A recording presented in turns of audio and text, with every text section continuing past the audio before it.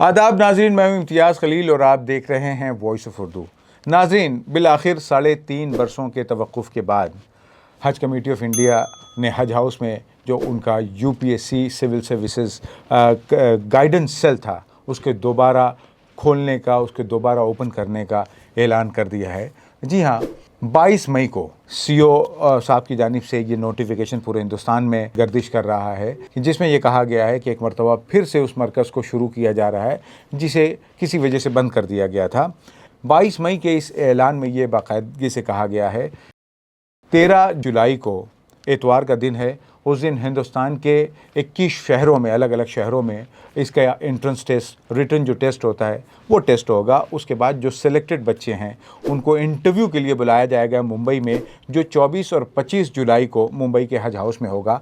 उसमें से जो 100 बच्चे मुंतखब होंगे, उन 100 बच्चों को इस बात की इजाज़त मिलेगी कि वो हज हाउस में, जो एक बहुत ही शानदार आईएएस कोचिंग सेंटर बना है, वहाँ रह करके पढ़ाई हासिल करें, वो अपनी तैयारी करें।